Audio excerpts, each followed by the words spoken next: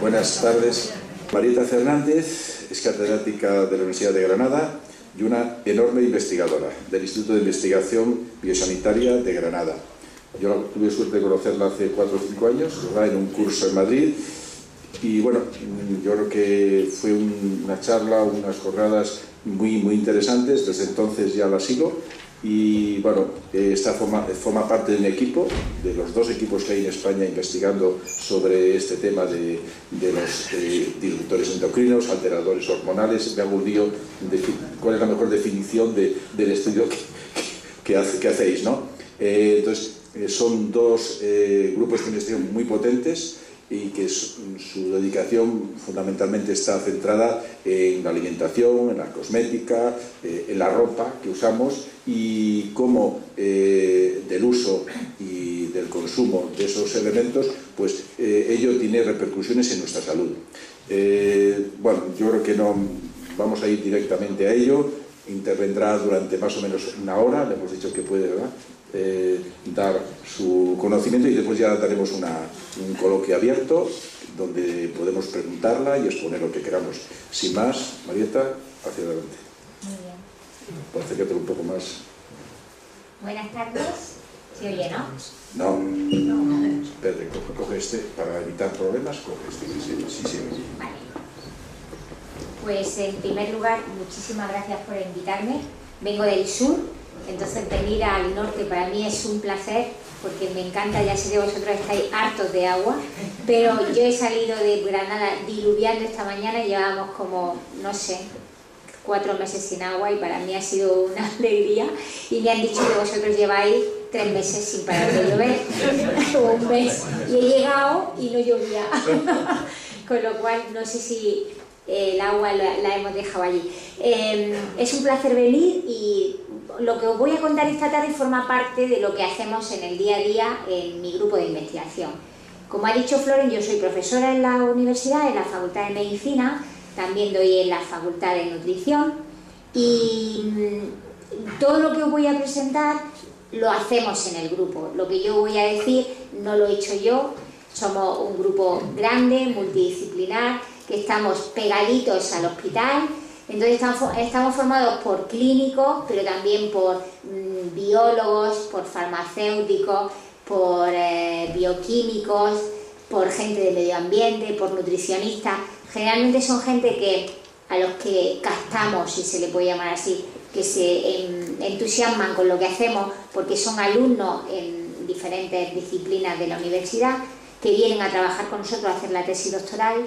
E incluso algunos se quedan, otros se marchan, en función de cómo está el mercado de trabajo, pues así vamos produciendo información científica. Y desde hace muchos años yo llevo en este grupo por casualidad. Yo hice bioquímica, me fui al extranjero a hacer una estancia postdoctoral, y allí pasó algo en el laboratorio que cambió radicalmente a lo que me dedico. Empecé a estar en contacto con sustancias, que Flores no sabe cómo llamarlas, con compuestos químicos que hemos sido capaces de sintetizar en el laboratorio, sin tener idea que al final tienen la capacidad de comportarse como hormonas. Y eso hace que algunas personas pues tengamos un determinado riesgo, o tengamos más riesgo de sufrir una serie de enfermedades. Pero hoy nos vamos a centrar en cómo la alimentación puede ser vehículo de esos compuestos. Y se habla mucho de alimentación. Hoy uno va a la librería o a la biblioteca y todo el mundo escribe y sabe de alimentación. Y yo voy a intentar daros una visión desde lo que nosotros hacemos. No quiero que sea un monólogo, como ahora se lleva, sino que en cualquier momento, cualquier duda que os apetezca intervenir, encantado. Y así entramos todos en calor. Voy a seguir con el abrigo porque no estoy acostumbrada a esta temperatura, pero seguro que entro en calor. Vamos a ver. Vamos a empezar a hablar de una palabra. A mí me encantan las palabrejas nuevas, y esta tarde quiero que os vayáis de aquí con algunas palabras nuevas en vuestro vocabulario. Vamos a hablar del antropoceno, rarísimo. Vamos a hablar de los disruptores endocrinos, que ya lo ha presentado Floren, o alteradores hormonales, y vamos a hablar de lo que a nosotros nos interesa, cómo esas sustancias pueden causar efectos, problemas en la salud de las personas, que es el último fin de lo que nosotros hacemos. Fijaros, hace poco, os voy a presentar algunas diapositivas en inglés, pero no le hagáis mucho caso porque nosotros publicamos en inglés y entonces es de efecto profesional, pero yo os lo explico. Hace relativamente poco estuve en Valencia en el congreso de la Asociación de Ecologistas, de Ecología, de Alimentación Ecológica, y el tema iba sobre cambio climático. Y entonces me enteré en ese congreso que últimamente expertos mundiales se han reunido para poner de manifiesto que uno de los grandes problemas relacionados con el cambio climático es la alimentación. Y desde entonces me interesó muchísimo el tema y empezamos a investigar cómo la alimentación tiene algo que ver con ese problema tan gordo que es el cambio climático, que no llueve cuando tiene que llover, que llueve muchísimo, que hace muchísimo más calor, que está siendo un problema. Pues os lo voy a decir y os lo voy a tratar de explicar en el contexto de lo que yo quiero explicar. Últimamente, la gente, dependiendo de donde viva, está comiendo de manera muy diferente a como comía antes. Y ese cambio de hábito en la alimentación está teniendo consecuencias a su alrededor. Y los expertos dicen que o nos ponemos las pilas y realmente hay un consenso nacional, un consenso mundial de cambiar ese sistema, o el cambio climático no vamos a ser capaz de controlarlo solo controlando los coches, las fábricas o los desplazamientos en diferentes medios de transporte. Porque la alimentación es uno de los grandes responsables de este problema. Más que la alimentación, el hombre. Estamos en una nueva era geológica que se llama Antropoceno. Por primera vez en la historia de la humanidad, la Tierra está cambiando por lo que el hombre hace en ella. Muchas de las cosas que están pasando es por el mal uso que estamos haciendo de lo que tenemos a nuestro alrededor. Y por eso se llama a esta era geológica Antropoceno. Fijaros, desde hace relativamente pocos años, la alimentación en determinados lugares del mundo está abusando de la carne. Es un tema muy polémico. Salen en las noticias que la Organización Mundial de la Salud ha dicho que el consumo de carne produce cáncer. Seguro que lo habéis oído. Sí. Y entonces la gente dice, ¿pero eso cómo va a ser? ¿Cómo que la carne produce cáncer? Pues básicamente porque cuando se observa quién tiene cáncer, una de las características que podrían tener mucha de la gente que enferma es que en su alimentación prima fundamentalmente la carne. Cuando hace nada, nuestros abuelos comían carne de manera excepcional. La carne era un lujo. Fijaros, como estamos en una iglesia, no sé si tenemos aquí a algún dominico, me voy a atrever a incluir un detalle. Sabéis que, y si no lo sabéis lo digo yo, que en Cuaresma no se come carne, o no se debe de comer carne como una manera de hacer penitencia. Porque en aquel entonces, cuando se dictamina esa manera de sacrificio, era quitarse los lujos. Ahora nos podemos comer unas quisquillas, pero no comemos carne. Las quisquillas son un marisco muy preciado de la costa granadina, que vale un ojo de la cara y parte del otro, y encima hay poquísimas. Entonces hemos perdido realmente el significado de lo que significa sacrificio. Es decir, que hemos ido cambiando a lo largo de nuestra historia y hemos ido cambiando patrones de dieta. La dieta que tenemos hoy en día, no solamente la gente joven, sino la gente mayor, es muy diferente a la que tenían nuestros padres. Y eso ocurre en muchos lugares del mundo. En otros no tienen para comer, paradójicamente. Todavía hay zonas donde la gente se muere de hambre. Y os voy a contar un poco cuál sería el panorama. Lo que se sabe es que muchísimas de las enfermedades que se diagnostican están relacionadas con la mala alimentación. Tenemos un problema de sobrepeso y de obesidad. Por mucho que nos vendan que eso de estar gordito se lleva, no es un problema de estética.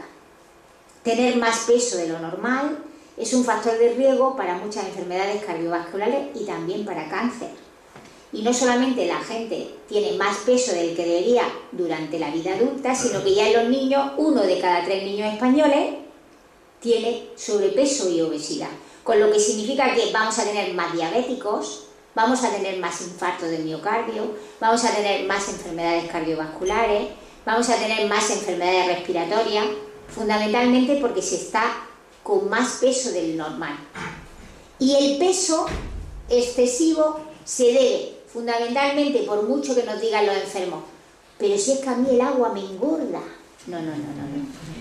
El agua no engorda. Lo que engorda es que comemos mal y más de lo que deberíamos y nos movemos muy poco. Esas dos bases, esa es otra de los grandes cambios que se ha producido en los últimos años. Hemos pasado de ser personas activas a ser personas sedentarias. Un españolito medio pasa 4 horas al día viendo la televisión, que se dice pronto. Pues, por ejemplo, lo que ya sabemos en medicina es que muchas de las enfermedades que diagnosticamos hoy en día están relacionadas con una dieta no saludable. Y es una carga de enfermedad, lo que hablamos es morbilidad y una alta carga de mortalidad. Una persona con sobrepeso vive menos. La dieta actual, ahí lo tenéis, se pasa hasta 200% de más de la carne que tiene en su patrón y se pasa también de los tubérculos. Ahora os vamos a hablar cuál sería una dieta saludable. Si nos vamos, sin embargo, a África, en África no hay carne, no se pasan de carne, se pasan de tubérculos. Pero si nos vamos a Estados Unidos, pues es lógico, allí se come muchísima carne, pero también se come muchísimo bebida azucarada y también muchísima tubérculo. Es decir, que las dietas que hay en general en el mundo no son dietas saludables. ¿Qué es entonces una dieta saludable? ¿O qué podemos hacer? No solamente tenemos que convencer a la gente reeducada que coma bien, sino porque esa reeducación va a repercutir en un planeta sostenible.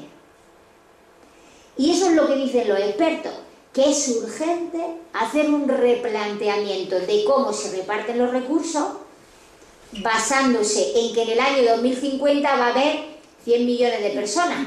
Tiene que haber alimentación, alimentos suficientes para todos, que sea sostenible con el planeta y que encima sea una dieta que evite enfermedades. Un poco complicado. Fijaros lo importante que puede ser la alimentación. Ha cambiado culturas. Se nos llena la boca en España con la dieta mediterránea. Ya no tenemos dieta mediterránea.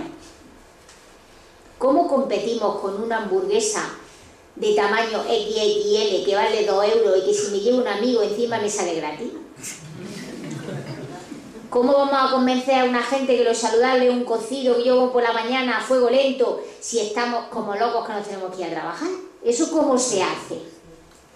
Estamos cambiando culturalmente, pero estamos cambiando economías. Ya lo tradicional, lo saludable, suena viejo, suena abuelo, suena a pueblo, suena a obsoleto, suena a no moderno. No se lleva y se huye de ahí. Ahora lo que se lleva es la pizza, la hamburguesa, la comida que compro en el supermercado y la meto en el microondas, lo rápido, lo que produce muchísimos residuos y muchísimos desperdicios y, por supuesto, es totalmente insaludable para el hombre, pero insaludable para el planeta. Y ya empezó a decir alguna cosa por dónde van los tiros, ¿vale? Entonces, la propuesta que dicen los superexpertos, yo no soy experta, es que la alimentación, la dieta puede ser una de las claves, una de las palancas para reconducir lo que estamos destruyendo. En un sentido muchísimo más global que lo que es el local o lo que es el área donde yo vivo. Se nos llena la boca con el cambio climático, con los residuos, y la gente joven está luchando por ello. Pero la dieta, la alimentación, tiene que ser uno de los cambios vertebradores de esa transformación. Y eso es lo que yo voy a tratar de deciros. ¿Cómo tenemos que hacerlo? Pues una gran transformación alimentaria, pero yo quiero convencer de que comer bien no solamente es bueno para el planeta, sino que va a ser bueno para nuestra salud. Y es muy fácil, no es nada complicado, ni hay que hacer un Masterchef ni nada por el estilo. Vamos a intentar. ¿Quién come un plato como ese? Yo soy profesora de una asignatura que se llama Cáncer y Alimentación. La alimentación es vital para reducir el riesgo de cáncer. 1 de cada 3 cánceres que se diagnostican no se diagnosticarían si tuviéramos una dieta saludable. 1 de cada 3. Otro de cada 3 si la gente no fumara y tuviera un peso adecuado. Y el resto lo dejo por causas que todavía no lo conocemos. Imaginaros lo que os estoy diciendo. Pero sin embargo estamos haciendo inversiones maravillosas en tratamiento y en diagnóstico, pero no hacemos nada en prevención. No enseñamos a la gente cómo debería comer y cómo debería vivir. Pues tenemos que comer al día, la mitad de lo que comamos tiene que ser fruta, verdura, legumbres y semillas. La mitad de lo que comamos, no una bicholilla por ahí flotando en el puchero. Eso no es comer verdura, ¿vale? Pues ahí tenemos que llegar. Y ahí es donde se llegaba hace no muchos años. La carne, que es la parte roja, el triangulito ese rojo que hay, era algo anecdótico. Y ahora forma parte de ¿quién no come todos los días carne? Un trocito de salchichón, una lonchilla de queso, de jamón. Todos los días. Cuando no es carne roja o carne procesada, es carne blanca. Eso tenemos que hacer. Para llegar ahí hay que ponerse de acuerdo, porque de aquí a hace unos años lo que hemos ido eliminando especies, hoy veníamos hablando que ya se han perdido muchas de los tomates, de los pimientos, de las verduras que habían, porque ahora tiene que ser una verdura perfecta y maravillosa que pongo en un expositor de un supermercado que parece salida de un pase de modelo. Porque si yo veo un tomate picado, eso ya no me gusta. Eso ya no se vende. Es la fruta y la verdura fea. Eso se descarta y se tira. Porque nos han enseñado que la naturaleza es perfecta y es todo lo contrario. El tomate picado es el más bueno porque es el pájaro el que sabe que está rico y ha ido a picotearlo. La perfección en la naturaleza es simplemente marketing, y en el marketing no está. Nos tenemos que poner de acuerdo en qué cultivamos, cómo lo cultivamos y cómo protegemos nuestro alrededor para producir la mejor calidad, que sea riqueza para nuestro alrededor y que además sea saludable para nuestro organismo. Todo está perfectamente diseñado para que de aquí al 2050 hagamos una gran transformación. Pero los expertos se han olvidado de una cosa: cómo se crece esa fruta y esa verdura, cómo se cultiva. Porque a lo mejor no lo estamos haciendo de la manera adecuada. Y ahí es donde entro yo. ¿Qué sustancias o qué maneras de cultivar estamos utilizando? Si son amigables o no amigables con el medio ambiente y con la salud de las personas. Pues yo me metí en esta locura porque llegué al grupo de investigación a estudiar cáncer de mama. De pronto en Granada y en Almería empiezan a diagnosticar muchísimas mujeres con cáncer de mama. Y los ginecólogos y los oncólogos nos dicen, esto es un problema. Y creemos que puede estar relacionado con el desarrollo, con el crecimiento que se produjo hace como 30 años en la zona de Motril y la zona de Almería de cultivos bajo plástico. De pronto una zona que era un desierto, no sé si conocéis la zona de Almería y la zona del sur de Granada, empieza a convertirse en un mar de plástico y empiezan a producirse 4 cosechas al año de todo tipo de fruta y verdura. Se convierte en la despensa de Europa. Pero todo acá, esta era una especie de laboratorio bajo plástico, donde se controlaba absolutamente todo tipo de productos para que la tierra, que era una tierra estéril, produjera esa cantidad de alimentos. Y entonces pensamos como hipótesis que a lo mejor podría estar relacionado esa exposición a compuestos químicos en ese tipo de producción agrícola con la cantidad de casos de cáncer de mama que estábamos viendo. ¿Por qué? Porque nos habían dicho que algunos de esos compuestos químicos se comportaban como hormonas. ¿Qué hace que una mujer tenga cáncer de mama? Pues vamos a olvidarnos de esos productos químicos, y os lo voy a contar yo. Lo que sabemos, que sabemos muy poco, es que la exposición a estrógenos endógenos, es decir, una mujer a partir de que tiene la regla empieza todos los meses a producir estrógenos, que son los que le va a permitir llegar a ser madre, y cicla cada 28 días. Entonces, desde que tiene la regla, desde la menarquia hasta que tiene la menopausia, cada 28 o 30 días su ovario cicla y produce una sustancia que se llama estrógenos. ¿Qué es lo que ha pasado en los últimos 60 años?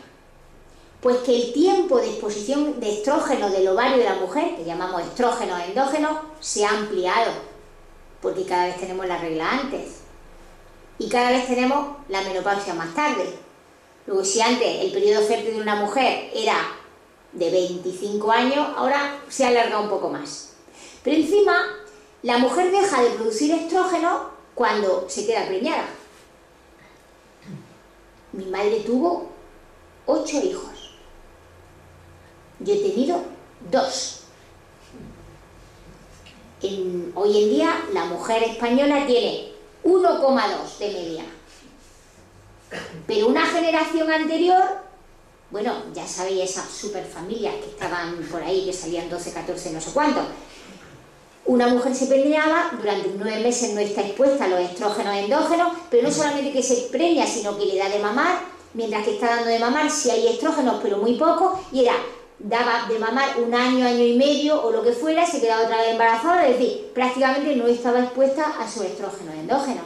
Había muchos más hijos, y en la edad del primer hijo, que es cuando las células de la mama se diferencian para producir leche y de esa manera se protegen frente a cualquier insulto externo, pues una mujer se preñaba en torno a los 19, 20, 25 años. Ahora mismo la edad media del primer hijo en mujer española está en 32 años. Fisiológicamente somos las mismas, pero socialmente hemos cambiado una barbaridad en solo una generación. Imaginaos si en ese puzzle yo añado, además de estrógenos endógenos, sustancias químicas que se comportan como tales. Estoy añadiendo más leña al fuego, que es probablemente muchas de las cosas que están pasando. A esa sustancia es lo que llamamos disruptores endocrinos. Pues nosotros, mi grupo de investigación lleva 25 años estudiando los disruptores endocrinos. Pero los disruptores endocrinos no solamente eran los pesticidas que yo estudiaba en las mujeres de Almería. El DDT, ¿os suena, verdad? Ya está prohibido. Ya no es un problema, luego veremos si es un problema o no. El hexaclorobenceno, el hexaclorohexano, el lindano. ¿Os suena alguno el lindano? No solamente se utilizaba en agricultura, nos hemos estado poniendo para los piojos absolutamente todo lo que, bueno, algunos jovencillos no, lo hemos puesto todo aquí, ¿no?, para controlar ese problema. Es decir, que estamos expuestos a muchísimas sustancias que hemos sintetizado en el laboratorio con otros fines y que después de estar utilizándolo mucho tiempo nos hemos dado cuenta que a lo mejor tenían un valor añadido y que se comportaban de manera que no estaba prevista. Y no es el problema de una sustancia, sino de muchas, de muchos pequeños residuos que vamos acumulando a lo largo de nuestra vida.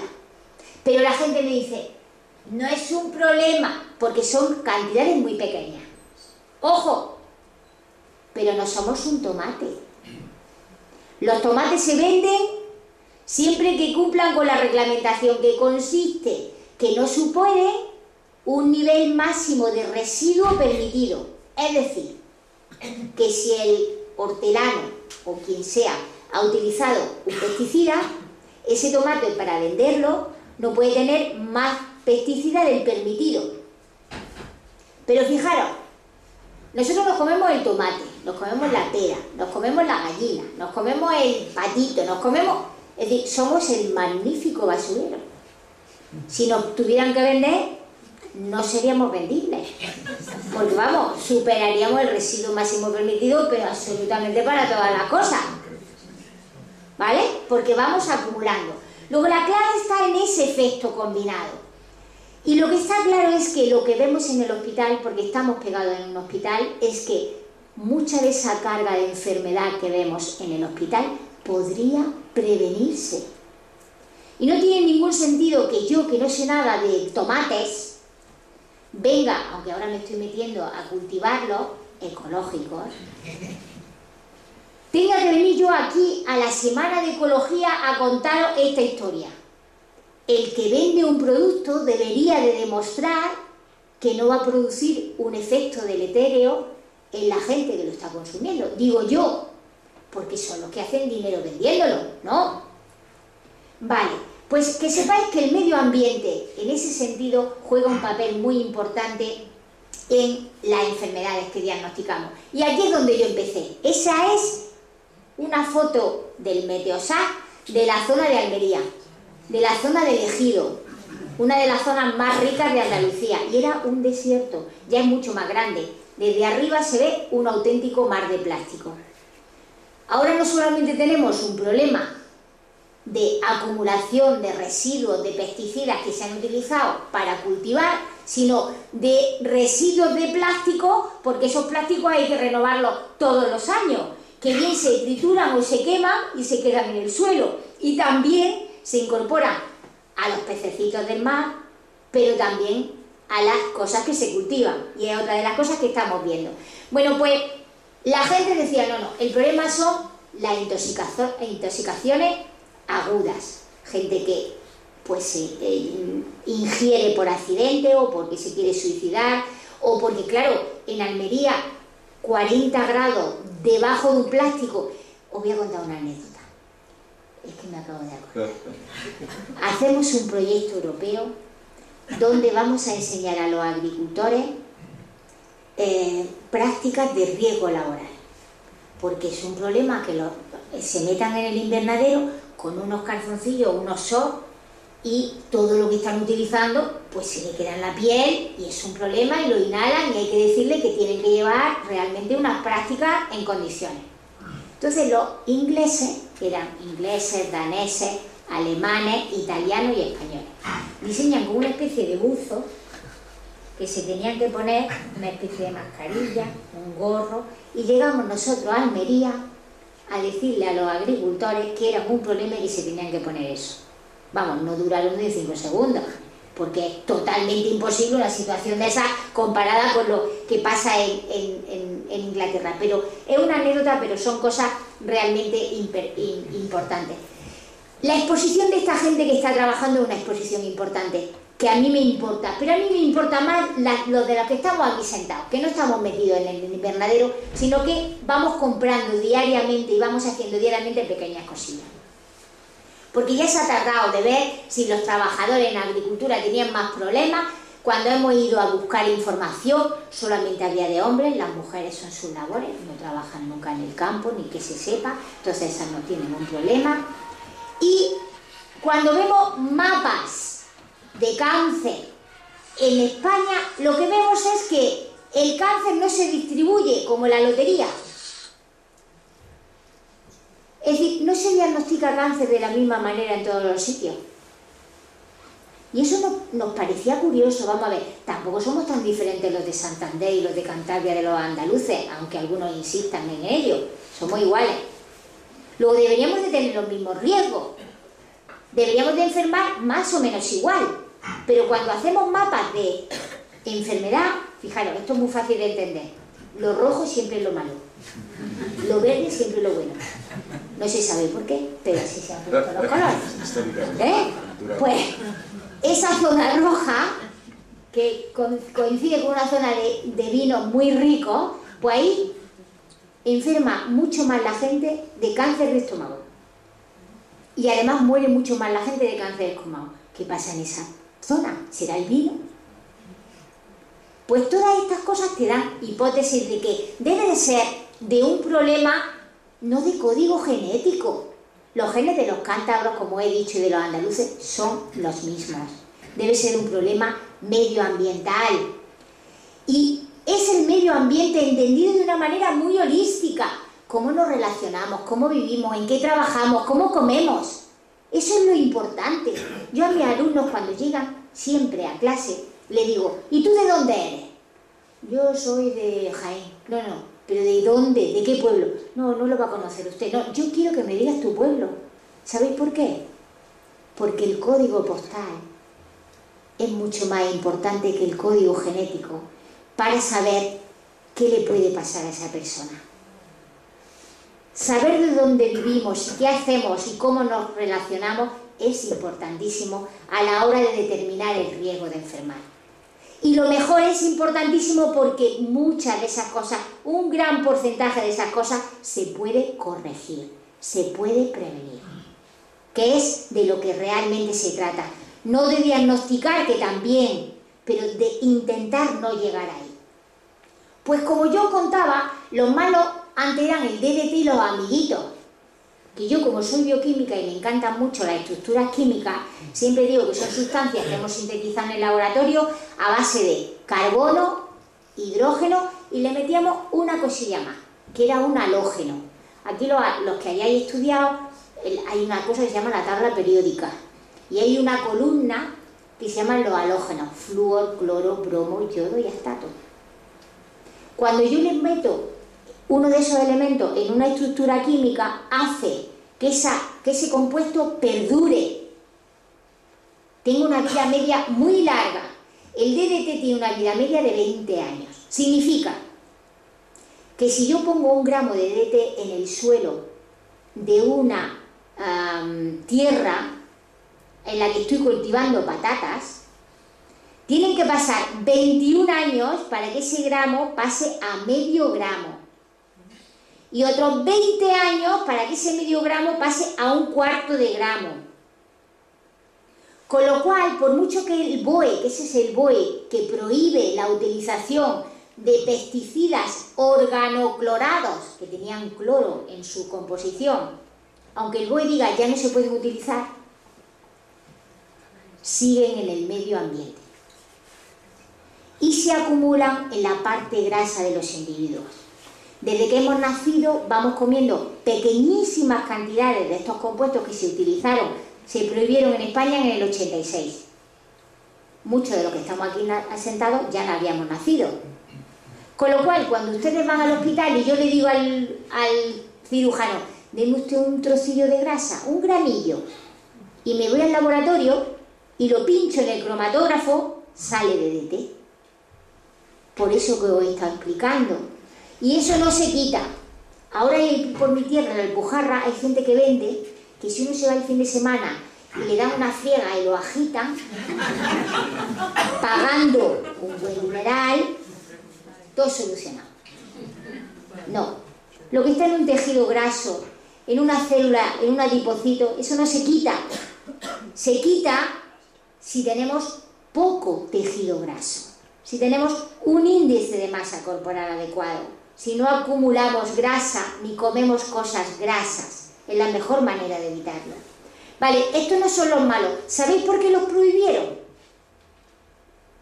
Pues porque la gente que, por ejemplo, los de las avionetas que pasaban fumigando los cultivos de cereales, pues empezaron a tener problemas serios reproductivos, cánceres de testículo, problemas de infertilidad, problemas en su descendencia de malformaciones neurogenitales, iban en la avioneta,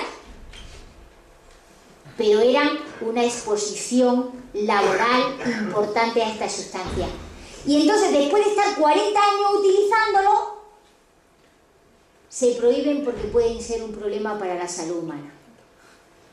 Y ya no tenemos pesticidas organoclorados. El jardinero de Granada, que el otro día estuvo en el hospital del Ayuntamiento de Granada, dice que como había muchos kilos, y aunque se prohibieron para alimentación, es decir, para cultivo de elementos que se ingerían, ahora se utilizan para jardinería. Y tú estás allí fumigando el árbol que tienes en tu balcón y que te asoma, y eso, como no te lo comes, pues a lo mejor no es un problema. Fijaros, cuando yo analizo cualquier muestra biológica de Granada, porque no me vengo aquí a analizar, no tengo muestras, pero cuando yo analizo cualquier muestra biológica, todas las muestras biológicas que tienen grasa, es decir, grasa, placenta, leche materna, tienen DDT. Se prohibió en el 86. Y hexaclorobenceno y hexacloresano. Pero me dicen lo que regulan. No es un problema porque tienen muy poquito. Disculpe que no es un problema. Que le voy a dar de mamar a mi hijo. Y yo no quiero que la leche materna que yo le voy a dar de mamar tenga DDT. Ni mucho ni poco, nada. Porque se retiró del mercado porque era un problema. Pues cuando empezamos a ver si eso puede aumentar el riesgo de enfermedad, empezamos a ver que no es normal que un niño que nace tenga eso en su placenta, o que un niño que se opera muy chiquitito de cristolquilia hiposparia tenga eso en su grasa. No ha podido comer tomate, si tiene 3 años. Se lo ha dado su madre, ha heredado de su madre no la tierra, sino lo que su madre llevaba dentro de su organismo en los 30 años de vida. Nuestros amigos los franceses, que nos van por delante en muchas cosas, decidieron que los colegios infantiles deben tener alimentaciones saludables. Ya eso está empezando a calar en España, pero todavía tenemos muchos problemas. Y entonces el ministerio, llaman a los nutricionistas, deciden hacer comidas saludables para nuestros niños. Y entonces diseñan una merienda, una comida, una merienda y una cena. Me voy a poner las gafas, porque yo en otras cosas no las veo. Y entonces, no sé francés, pero voy a tratar de traducirlo, y les dicen, para cenar, dice el nutricionista que tiene que haber primero un poquito de ensalada. Hemos dicho que comer la mitad fruta y verdura. Ensalada. Y de escarola, una ensalada de escarola. Después le vamos a poner un poquito de salmón. Y le vamos a poner, alguien que me ayude, un poquito de queso, son franceses, no puede haber, no puede ser, con un poquito de mermelada y pan. ¿Vale? Creo que no me falta nada. Salmón con arroz, es verdad, ¿no? Arroz basmati y ya está, ¿no? Y limón. Es decir, a priori muy razonable, ¿no? Una cosa suave para cenar. Pues entonces mandan al laboratorio todos esos productos para que los analicen, ¿vale? A ver, aquí no es rojo, es rosa, fuerte, pero ya os podéis imaginar, ¿eh? La lista, lo que va peor es el salmón, que tiene PBDs, PCBs, mercurio, DDT, dieldrin, es decir, toda la porquería habida y por haber que hay. A ver, os voy a sonar, vamos a ir haciendo asociación de ideas. El pescado, el salmón es un pescado grande. Ha pasado un largo tiempo para arriba y para abajo por los mares, tragándose todo lo que había allí. Y encima es graso, ¿os suena? Pues lógicamente toda la porquería se la ha ido acumulando. Bueno, pues llevamos años diciendo no se les puede dar a los niños ni a las mujeres embarazadas pescado grande y graso. Hace 3 días, ya por fin, la asociación ¿cómo se llama? AECOSAN, que es la Agencia Española de Seguridad Alimentaria, es así, ¿no? Ha dicho, cuidado, las mujeres que están embarazadas o en edad fértil o que quieran quedarse embarazadas y los niños hasta los 14 años consumir de manera excepcional pescado grande y graso, fundamentalmente por la cantidad de mercurio. Pues eso lo publicamos nosotros y otro grupo en España hace más de 12 años. Se negaban a dar esa recomendación porque se iba a hundir la industria conservera española. Pero bueno, si se hunde algo y hay alguna enfermedad que otra, tampoco pasa nada. No es normal. Es decir, cuando vamos a hacer una comida saludable nos encontramos con estos problemas. Y no me quiero ir a la ensalada, que en la ensalada tenemos problemas y en el queso tenemos problemas. Es decir, que por mucho que quisieron hacer una comida saludable, cuando van a comprar los productos, tienen esas dificultades.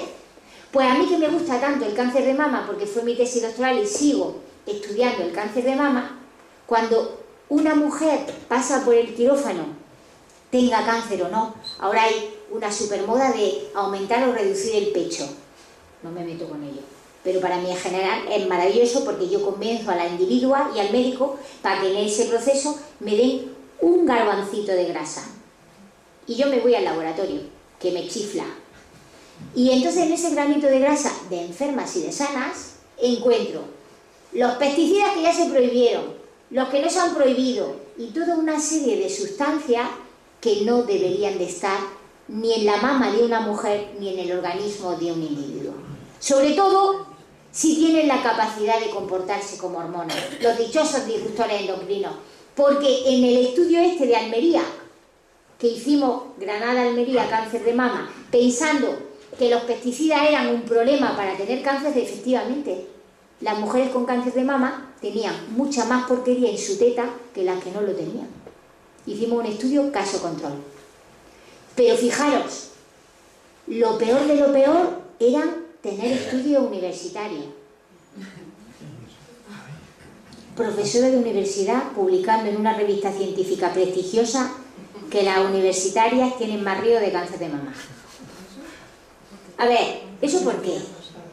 ¿Eso por qué? Pues porque una universitaria se preña más tarde, tiene menos hijos, da menos de mamar. Y a eso le añadimos píldoras anticonceptivas, estrés, tabaco, alcohol, es decir, todos los factores de riesgo y todos los factores protectores que tendría una mujer no universitaria desaparecen. Con lo cual esto es como la lotería de la Navidad. Si uno compra un décimo, pues a lo mejor tiene suerte. Pero si vamos comprando décimos de lotería, mi madre me ha dicho, ya que estás allí, comprando un décimo. Porque ella quiere acumular, quiere que le toque. Pero aquí no. Aquí no queremos tener más papeletas del sorteo.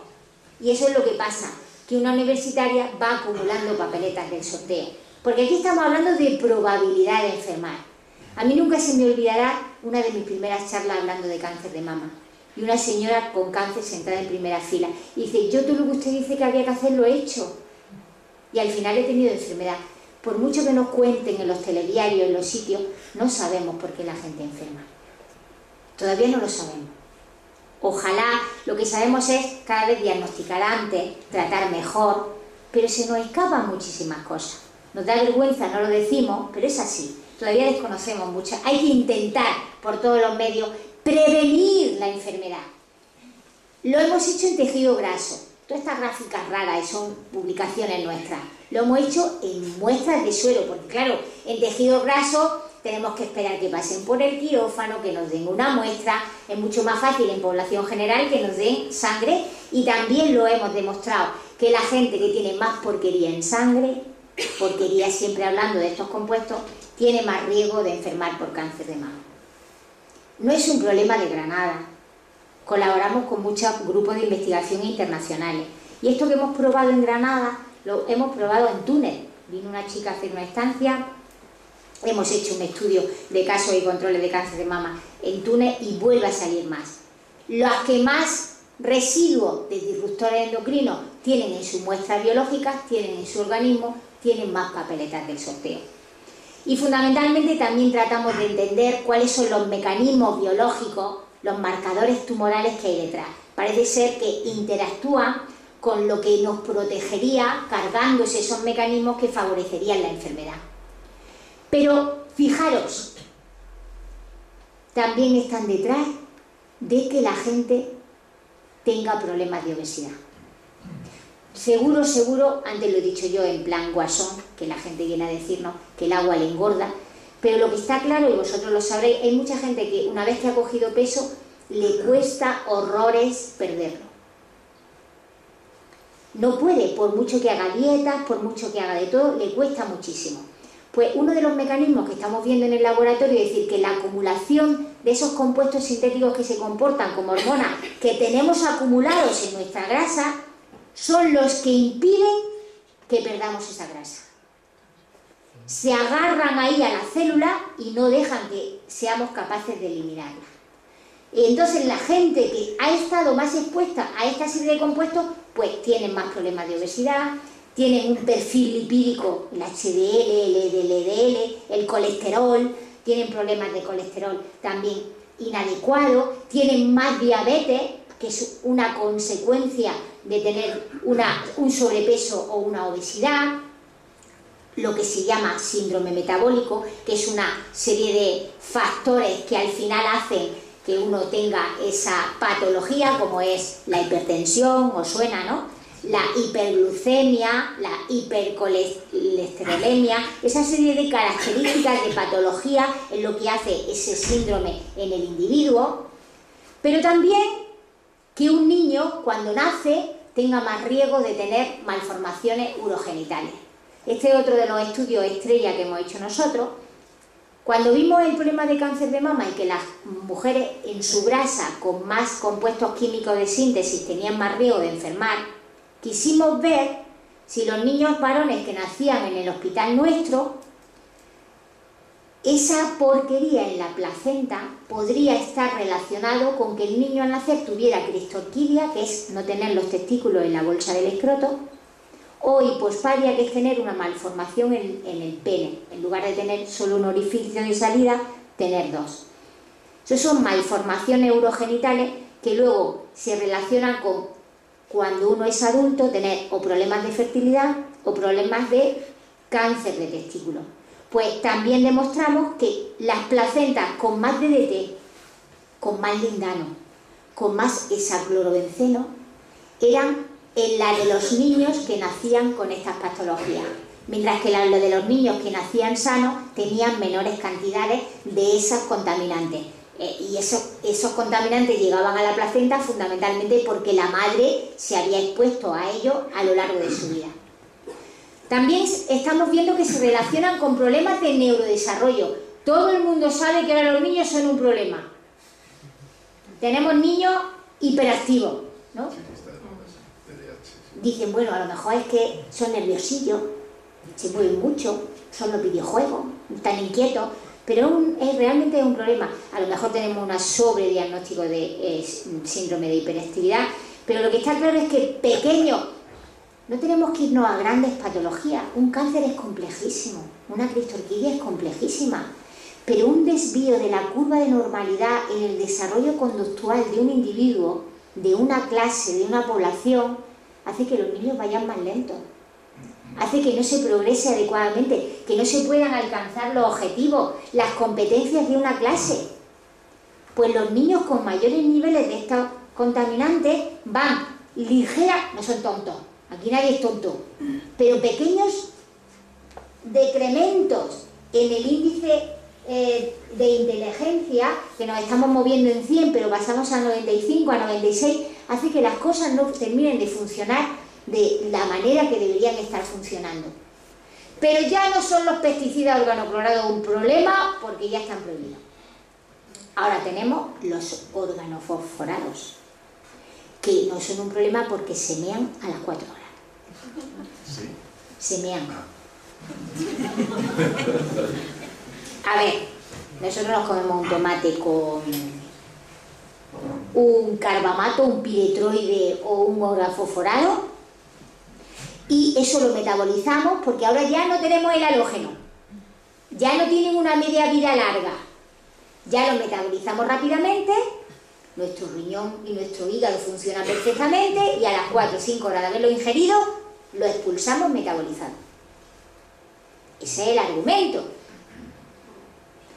Pero, a ver, cuando algo pasa por nuestro organismo, tiene la posibilidad de unirse a una célula y producir un efecto.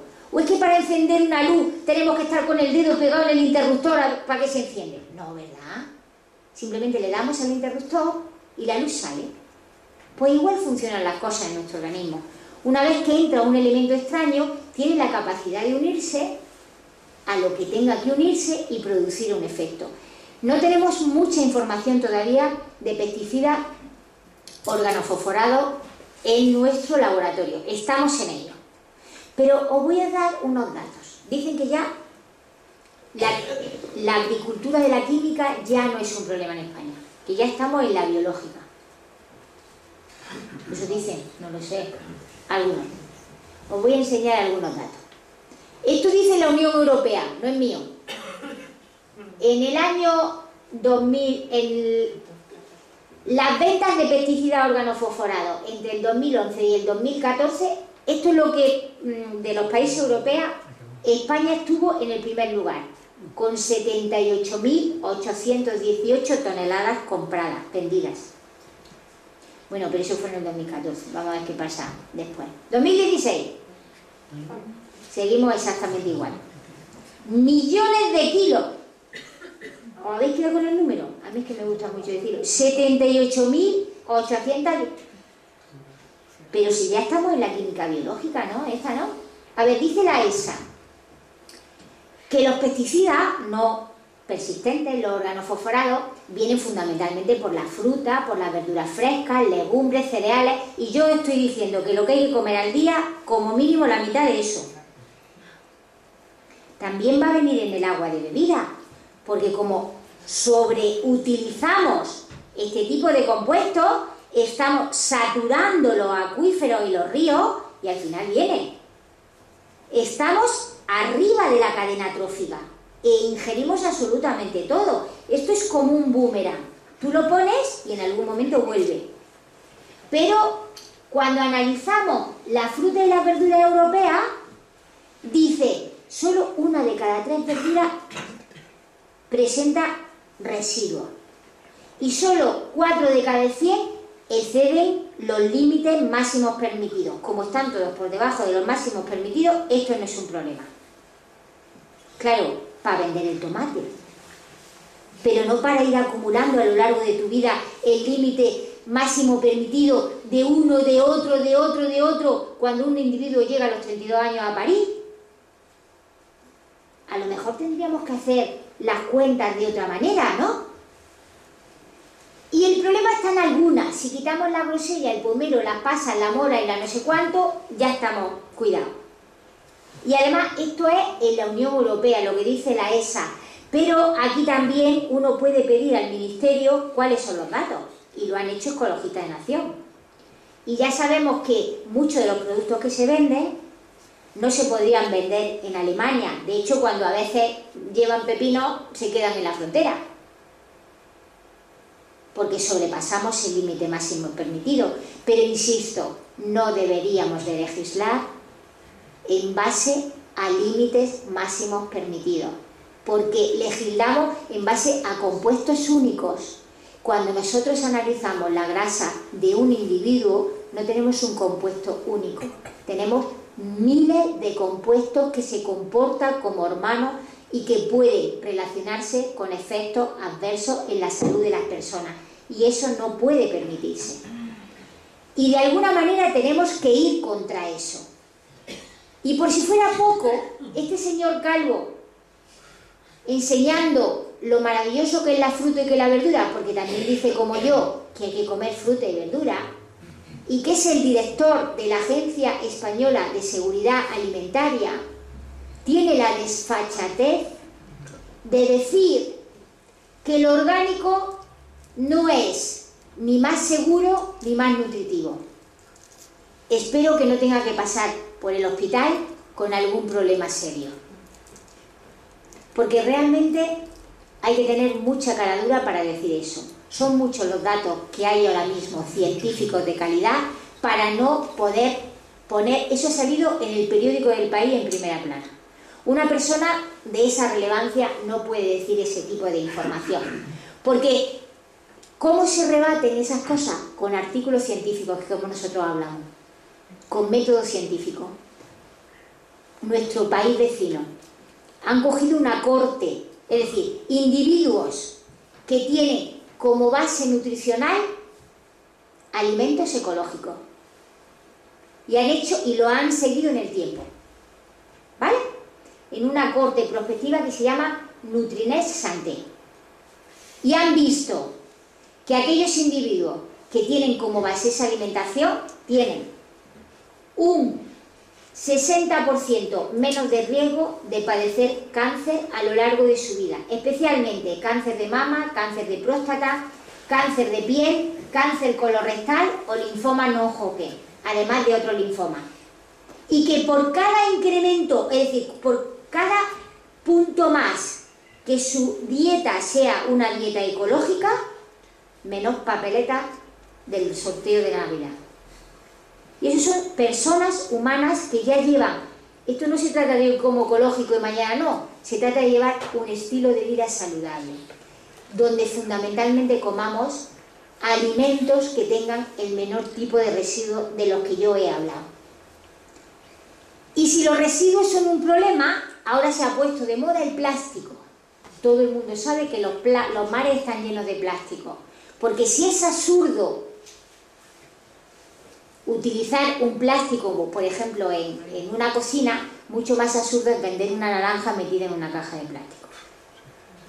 La naranja tiene un envoltorio maravilloso, que es su piel, igual que la manzana.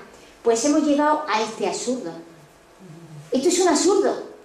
Esto es ya perder el sentido común totalmente. Si cuidamos de los pesticidas organofosforados, vamos a tener también que cuidar del envoltorio de los alimentos. Porque el plástico, y ya te voy a terminar cómo voy. Bien. El plástico también es un problema. Y el plástico lo estamos utilizando para el embalaje y distribución de muchos de los alimentos que producimos, incluido en alimentación ecológica. ¿Vale? ¿Cómo averiguamos? Fijaros, los plásticos los identificamos con un numerito. Si miramos el culo de una botella y nos ponemos las gafas, sobre todo yo, veremos que hay un triangulito con un número dentro, que va del 1 al 7. La mayoría de las botellas de plástico de las de agua tienen un 1. Pero, por ejemplo, esta gordita de abajo, la grande azul, esta es la que está en muchos sitios, en muchas oficinas, que tiene la posibilidad de dar agua caliente y agua fría, ¿no? Ese es el 7. A ver, el 1 significa el componente químico principal para hacer ese plástico. Los plásticos son polímeros. Los polímeros son cadenas unidas como piezas, como eslabones de compuestos químicos. Pues el 1, el compuesto químico es el PET, un talato, un perestalato. Y el 7 es bifenol A, que seguro que ya sabéis cuál es, porque está súper de moda. Pero ahí tenéis un poco la representación de la mayoría de las bebidas, y son el 1, pero por ejemplo muchos de los platos que utilizamos de plástico es el 6, o las bandejas donde nos venden ahora los 4 kakis envueltos en un film, no vaya a ser que les pase algo. Ese tipo de cosas lo vemos todos los días, ¿no? O el ketchup viene en el 5. Si queréis utilizar plástico, que espero que salgáis de aquí convencidos de que el plástico cuanto menos mejor, y me encanta que tenga aquí una jarra de agua fresca con 2 vasos de agua, os voy a explicar por qué el plástico, aparte de contaminar los mares, porque se ve. Los compuestos químicos no se ven, pero los plásticos se ven, y entonces es un problema. Y claro, si abrimos la carpa y encima vemos bolillas de microplásticos, todavía más. Pero ahora ha venido Fernando Alonso, me iba a meter con él. No me voy a meter con él. Es que de pronto veo antes de ayer un anuncio, una cosa en la tele. Pobrecito mío, que yo no tengo nada en contra de él. Va a solucionar el problema de los mares haciendo ropa con la botella de plástico. Pero si eso se viene haciendo desde hace no sé cuántos años, miraros todas las etiquetas. Poliéster, es fibra de plástico, son hilaturas de plástico, y si eso ya es lo que venimos haciendo, si ya no hay algodón, ha desaparecido. Bueno, os cuento, fijaros, en el año 94 publicamos un artículo científico que decía, lo iban a matar, que las latas de conserva eran estrogénicas. Es decir, como si a una lata de atún le hubieran metido un poquito de estradiol, de ese que yo os decía que produce el ovario.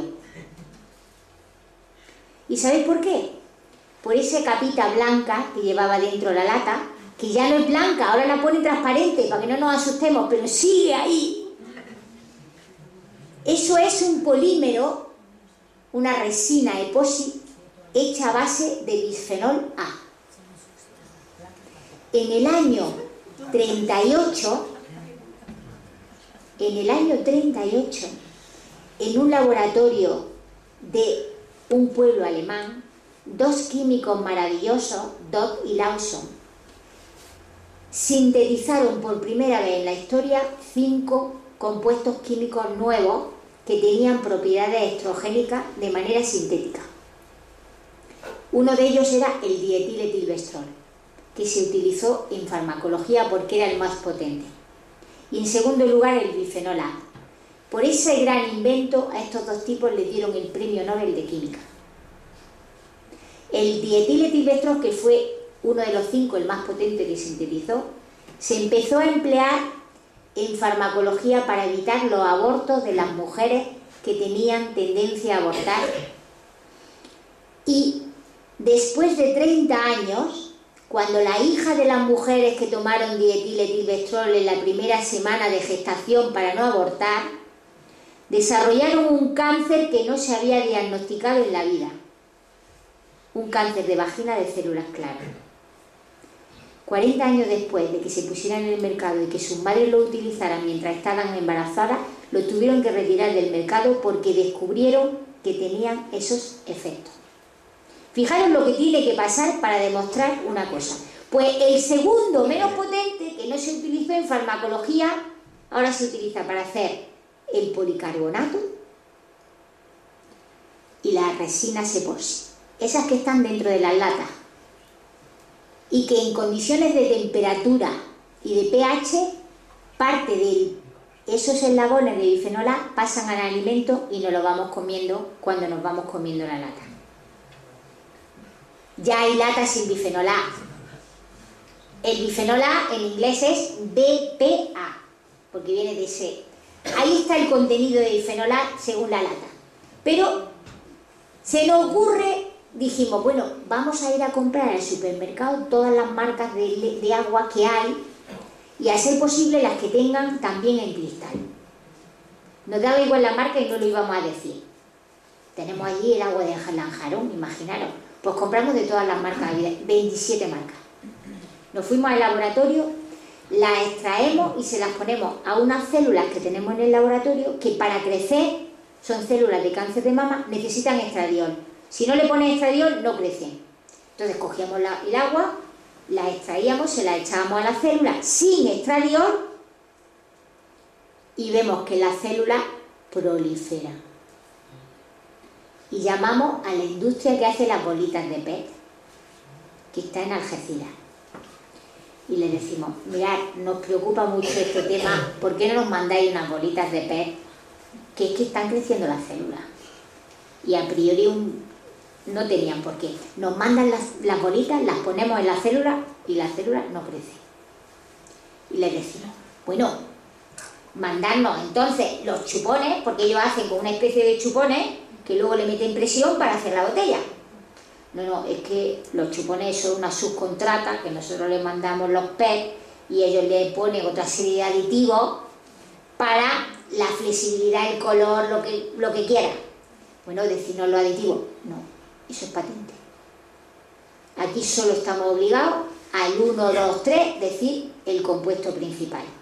Lo que estamos convencidos es que, si otra publicación científica, que si todas las aguas que analizamos de plástico producen proliferación en las células, deben ser de los aditivos que lleva la botella. Porque curiosamente, las mismas marcas en cristal no pasaban.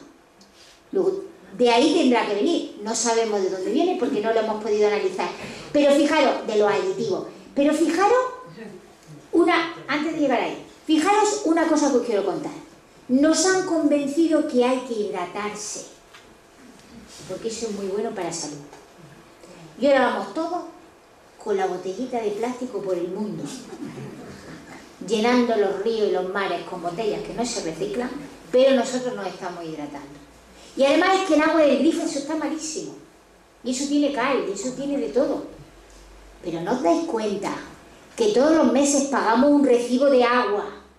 Que no es solo para que el agua llegue a tu grifo, sino para que tu administración te proporcione el agua en las mejores condiciones posibles. Exijámonos a nuestras administraciones que nos den el agua en las mejores condiciones. Pagamos 2 euros por cada 1000 litros. ¿Sabéis cuánto vale una botella de agua de plástico? 2 euros el litro. 1000 veces más. Y estamos pagando 2 veces. ¿Cómo nos han convencido? Alguien tiene que estar haciendo dinero o algo. No lo entiendo. ¿Vosotros eso lo entendéis? Yo es que... Y os he dicho yo que la transferencia de ese compuesto químico al agua es la temperatura y el pH. Granada, 40 grados. No hay coche que no lleve su botella de agua. Es el mejor calentón que yo le puedo pegar un agua para que todos los compuestos pasen a eso. No hay que meterlo en el microondas. No, nosotros nos compramos nuestra comida envasada en plástico, maravilloso, la metemos en el microondas, porque yo no tengo tiempo que cocinar. La cocina está llena de plástico, los tapes son de plástico, todo es de plástico. El otro día me decía una madre, me han dicho en el colegio que no pueden llevar los niños plástico, que tienen que llevar cristal, porque el plástico es un problema. Y es que yo estoy muy preocupada porque es que mi hijo se va a cortar. Digo, tu hijo se va a cortar porque lleva cristal. Ahora, todo lo que se está metiendo con todo el plástico que se lleva todos los días, eso no es un problema, porque como no se ve, la sangre es roja. Y hemos perdido el sentido absolutamente común. Con pequeñas cosas que hemos hecho de toda la vida, podíamos reducir la exposición a contaminantes ambientales y volver a recuperar la salud del planeta y la salud de las personas. Poder tener control de lo que comemos y de lo que hacemos, pero también exigir al que pone en el mercado algo que sea él el que demuestre que eso es seguro. No 4 locos metidos en un laboratorio 40 años después de que haya pasado una enfermedad. Espero no haber creado excesiva inquietud, pero seguro que ya no tenéis frío. Me gustaría terminar, por supuesto, mi charla, pero no todas las preguntas que tengáis, con un mensaje positivo. Y el mensaje positivo y sencillo es mi última diapositiva. Comer ecológico debería de ser no la excepción, sino la norma. Y cada vez que exijamos y que empecemos a recuperar estas prácticas, tanto de cercanía como nosotros, cada vez será, la gente me dice, es muy caro, cada vez será menos caro si no es una excepción y es la norma. Pero tenemos que comer productos frescos, no procesados. En los productos frescos, además de ser los más saludables, son los que tienen los ingredientes para combatir muchas de las enfermedades que se producen en el ser humano. Y de proximidad, no tiene ningún sentido que yo pida una caja de productos ecológicos a Torrelavega para que me la manden a Granada, que es donde vivo, que es lo que estamos haciendo. Ni tampoco es de recibo que se pueda comer fresa todo el año porque ahora todo es posible. No se pueden traer fresas de la otra punta del mundo porque yo quiero fresas. Tienes que comer fresas cuando corresponda. Primero te tendrás que enterar cuando hay fresas, porque la gente ya no sabe cuándo es la fruta de temporada y cuál es la fruta de otoño. Es decir, comer de lo que produce el campo en el momento en que lo produce, que para eso lo produce, por eso de temporada, y no exigir cosas que no corresponden. Y a lo mejor entenderíamos mejor por qué los ciclos ocurren. Y al precio justo. No se pueden estar... En mi tierra, allí al lado de Granada, tenemos el Valle de Lecrín, que se crían de manera ancestral naranjos entre los olivos grandes que protegen a los naranjos de la helada. llevan 3 años que no se recogen, porque les pagan a los agricultores a 0,10 o 20 el kilo de naranja, y han dejado de producirlo, porque no les interesa, y eso no puede ser. Y por supuesto hay que comer de todo, muchísima más fruta, más verdura, más legumbre y mucho menos carne y pescado pequeño y graso, solo el grande de vez en cuando para las ocasiones, y comer menos. Comemos demasiado. Y no sé exactamente si es cultural, porque este país pasó muchos años de muchísimas restricciones, pero no es necesario comer tanto como comemos. Deberíamos de ingerir y acostumbrarnos a comer menos. Por ejemplo, utilizando el plato de postre en lugar del plato grande, para que nuestro ojo piense que estamos comiendo más. Y creo que con esos pequeños recetas tendremos una vida más saludable y también conseguiremos que el planeta que nos rodea sea también más saludable. Y espero que os haya gustado y a vuestra disposición para lo que queráis.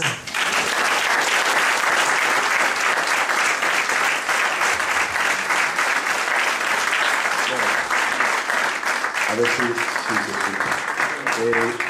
Digo que a mí me asombra y le agradezco mucho a Marieta que el conocimiento científico, que a veces se dice tanto, sea capaz de mostrarse, explicarse con tanta sencillez. Yo creo que cualquier persona hemos comprendido muchas de estas cosas, ¿no? Y digo que el conocimiento científico, que parece que estará allá, no, es que hay un conocimiento científico puesto a disposición de la sociedad mediante tus palabras y tu experiencia.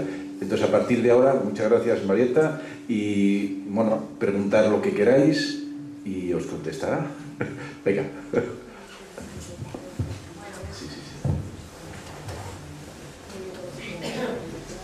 Yo quería, bueno, primero decir que me ha gustado muchísimo tu ponencia, me ha parecido amena y con mucha información, y contarte una anécdota que me ha pasado hoy, me ha parecido curioso, que seguramente que tenga que ver con esos palabras raras que leí.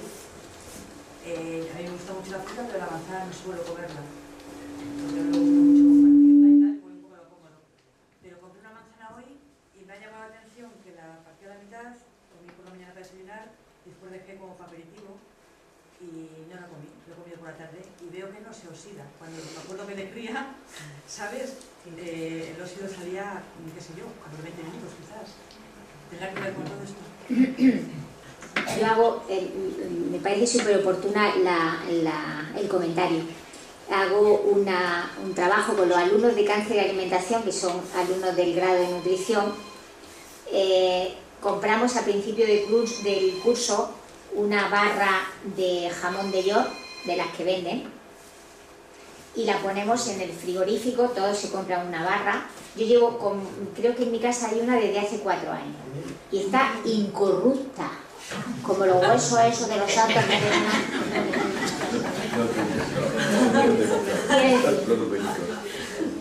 A ver, los organismos estamos hechos de agua, fundamentalmente somos agua.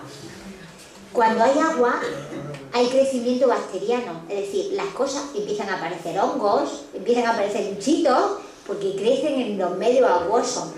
Que un alimento, sea el que sea una manzana, sea un jamón de york, no crezca nada. Imagínate la carga de aditivos, conservantes, colorantes que puede tener.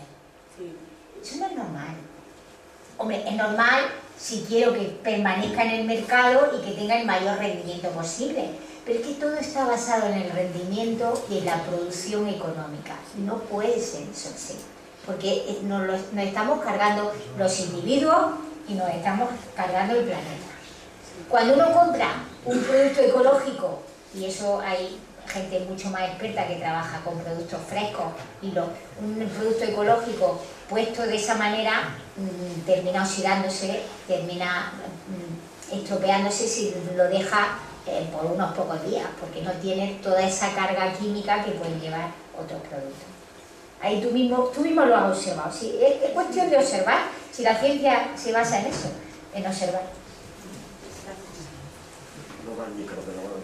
Más palabras, venga.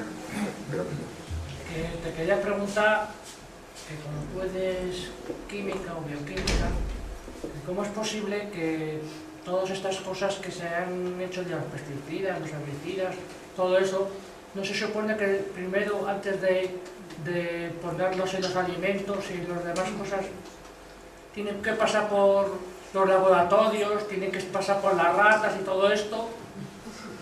Efectivamente. ¿Por qué no se ha visto el peligro antes? Si a las ratas les tendrá que pasar lo mismo que a los humanos. Los ensayos de toxicidad que se hacen, que se han aprobado, es, tú le pones cantidades crecientes de un compuesto único a una ratita hasta ver un efecto observable adverso. Se llama, en ciencia se llama NOAEL. Entonces, si se le eriza la piel, porque le he puesto un compuesto único, pues lo que hacemos es que esa cantidad, esa concentración la dividimos por 1000 y eso es lo que consideramos el límite máximo permitido para algo que va a estar en contacto con el ser humano. Reducimos por 1000 esa cantidad.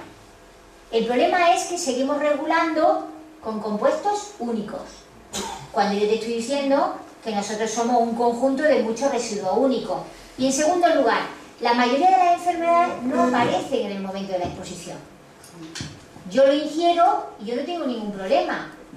Te he puesto el ejemplo del dietiletilvestrol, que el problema apareció no en la mujer que se tomó el medicamento, sino en la hija que tuvo cuando la hija llegó a los 30 años. ¿Tú crees que eso se puede hacer en un laboratorio? ¿Seguir a la rata hasta ver qué pasa? Para la cantidad de productos químicos que hay en el mercado, que dicen algunos que son más de 100.000, y haciendo mezclas de los diferentes compuestos. Ahora ya hay una protección animal donde se está restringiendo el número de animales para hacer ensayos en el laboratorio por ley. Es totalmente imposible.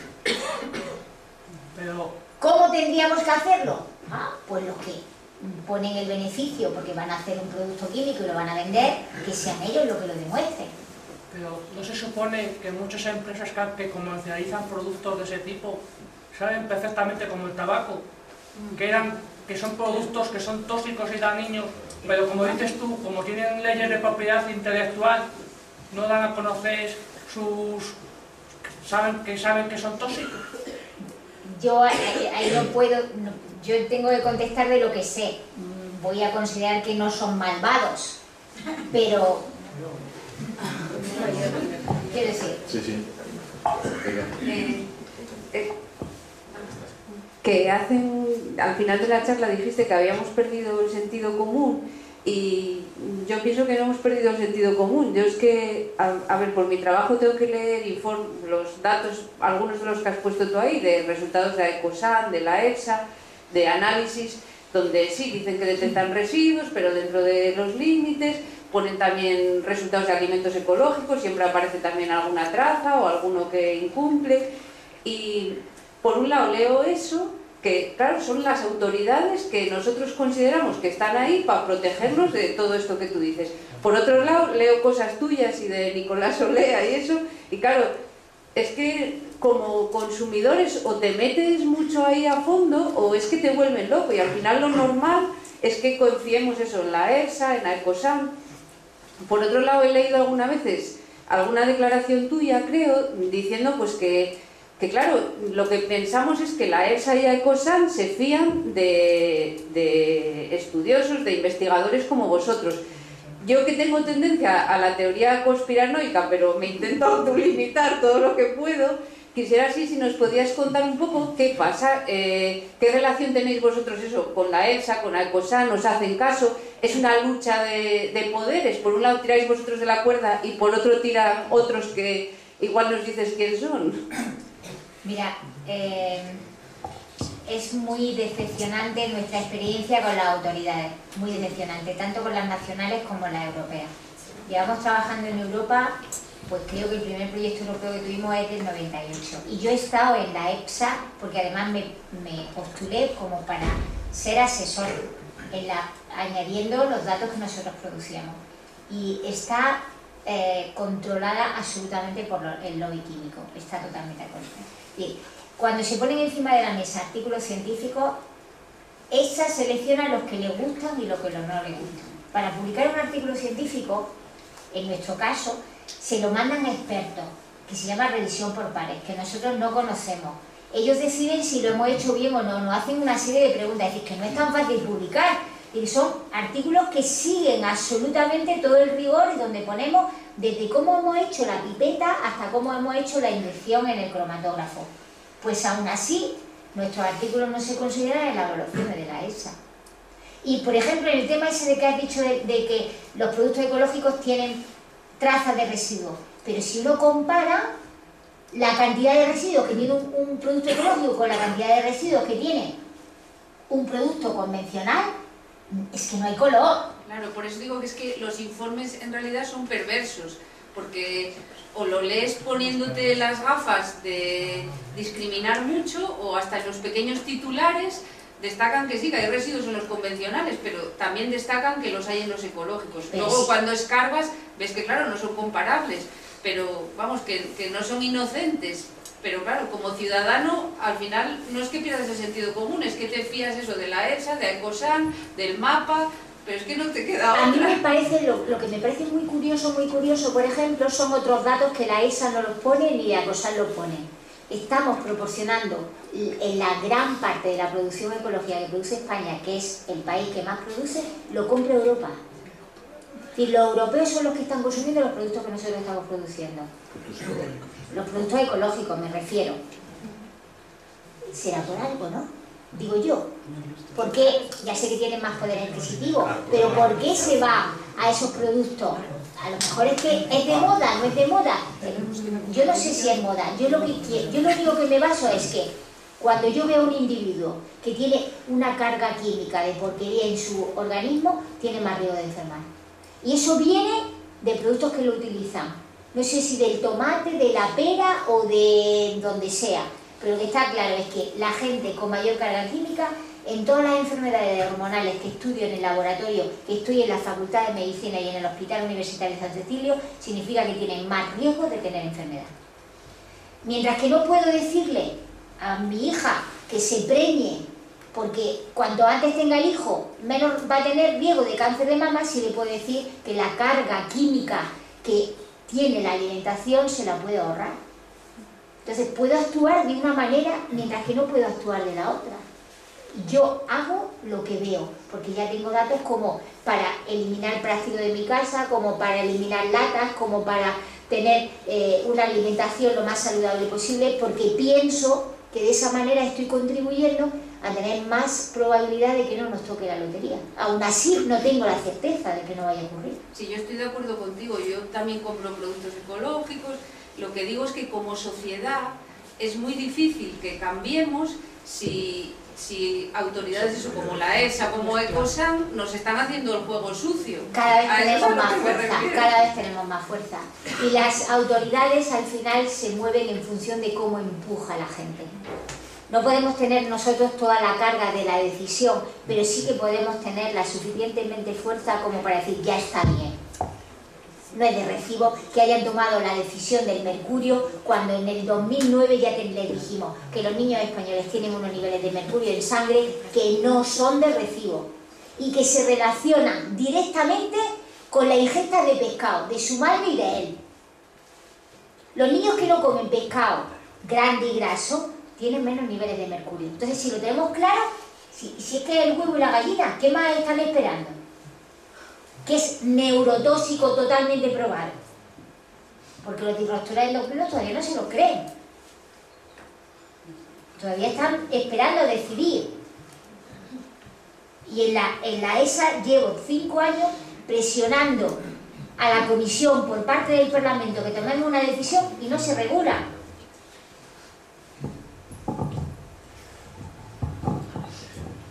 Bueno, una de las preguntas que iba a hacer, que es precisamente la acabas de contestar, la pasta es la que precisamente hace que los mejores productos se vayan para Europa, para esa Europa.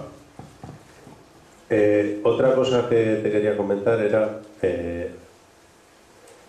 semillas tratadas, esos semilleros que dicen que hay por ahí de aquellas semillas antiguas que se han guardado en esos, como, no sé, semilleros especiales que tienen un poco de todo, de semillas de hace mucho tiempo, ahora están la mayoría tratadas. ¿Realmente hay solución? Porque, por ejemplo, yo tengo amigos que cultivan ecológico y yo veo las producciones de una cosa y veo las producciones de otra. Veo lo que cuesta una cosa, lo que cuesta otra. Y, o sea, es que no tiene nada que ver. Eso es uno de los argumentos. ¿Tenemos solución? Simplemente es llegar hasta ahí. La pregunta mía es, ¿hay solución? Uno de los argumentos, yo no lo sé, los argumentos que en contra de la producción ecológica es que es menor que la producción convencional y que hay mucha gente en el mundo y que se necesita hacer producción convencional si queremos alimentar. Yo no sé responderte a eso, no sé responderte a eso. Lo que sí sé responderte es que hemos abusado y se sigue abusando de los compuestos químicos para la producción. Yo no sé hasta qué punto eso es saludable. Yo creo que no es saludable desde el punto de vista de enfermedad humana. Creo que se podría reducir o reconducir de alguna manera el uso de compuestos químicos, sobre todo de aquellos para los que se conoce que pueden comportarse como hormonas. Creo que hay que buscar alternativas. No sé si la ecología es la única alternativa, pero una de ellas sí que la es. Quizás haya que utilizar convencional, pero no de la manera en que se está utilizando hoy en día. Pero esto es opinión personal, no tengo datos para refutar esta afirmación. Si alguien quiere contribuir o decir algo. Y en cuanto al tratamiento de las otras semillas, en eso sí conocerás. No hemos trabajado nada en eso. Las cadenas En el momento las semillas en Europa las semillas tradicionales son ilegales. En Francia persiguen a la gente por tener, hablando de los franceses que van muy avanzados, en Francia se persigue a la gente por comprar semillas antiguas y está penalizado. Desde que ese camino, de momento... Sí. Mira, voy a haceros un comentario. Esta mañana hemos estado, bueno, con el Ayuntamiento, con el SERCA, porque hay un proyecto de producir tomate ecológico de variedades antiguas. Entonces, uno de los problemas que va a tener el Ayuntamiento y el equipo que estamos apoyando es cómo repartir 10.000 plantas de tomate gratis sin un soporte legal para hacerlo. Digo, no sé si se ha pedido una consulta a la consejería, porque claro, es decir, los cuatro que estamos tras ello, Ana lo puede comentar, que estamos discutiendo, que también está, que sabe de ello, pues claro, es un problema. Es decir, tienes que tener un certificado, ¿no?, para vender semillas, ¿no?, vender planta, porque provienen, y nosotros que vamos a regalarlas, ¿no?, se va a producir, pues tenemos ¿cómo se llama?, un vacío legal, ¿verdad, Ana?, sobre ese tema, y nos lo estamos consultando. Me refiero, se va a donar, ¿no?, es decir, 10.000 plantas de tomate antiguo, y tenemos un problema, fíjate, un problema legal que no sabemos si vamos a ser capaces de resolverlo de aquí a abril, que es cuando se va a hacer. Bueno, un paréntesis que os he hecho de un tema que está ahí, ¿no? Y yo pregunto, que no es nada de semilla, ¿y es legal que empresas como Monsanto tengan el control de determinadas semillas? ¿Eso sí es legal? ¿Comentas algo, Ana, de esto? Que la normativa, el tema de las semillas es muy compleja y al final está hecha por los grandes poderes. No, como en muchos otros sectores de la alimentación, pues están las transnacionales ahí con la sartén agarrada por el mango.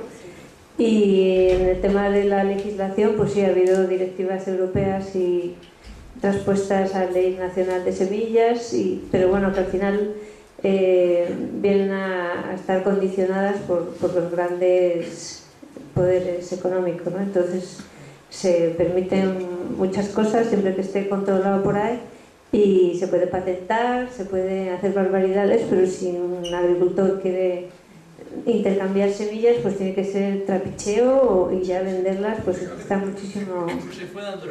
Claro, ese es el problema. Tema.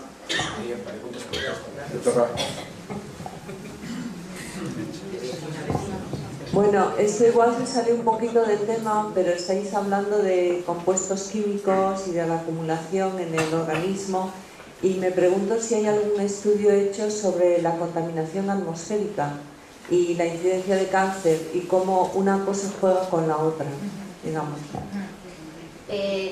Nosotros tenemos estudios donde combinamos exposición a compuestos químicos a través de la dieta, pero también a través de, lo que pasa es que como hoy me he centrado en la dieta, a través de otra, la ropa, los cosméticos, lo que inhalamos, donde vivimos, el aire interior y el aire exterior, si en casa hay fumadores o no hay fumadores, tratamos de hacer una situación real, porque al final las enfermedades son multifactoriales y no podemos ir buscando el malo de la película, sino cómo contribuyen, como si fuera un puzzle, donde vamos poniendo piezas en el engranaje que al final son el resultado de que una persona esté sana o no esté sana.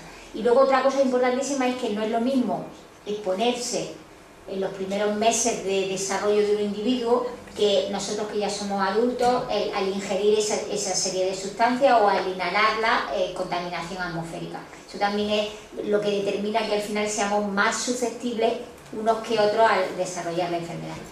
Pero por supuesto, hemos hablado ahora mismo de compuestos vehiculizados a través de la alimentación, pero hay que tener también en cuenta muchos de los contaminantes atmosféricos fundamentalmente generados por transporte y por quema de combustible, es decir, que son los principales problemas que tenemos hoy en día. Bueno, yo voy a cambiar un poco el tema, simplemente porque yo tengo todas las papeletas.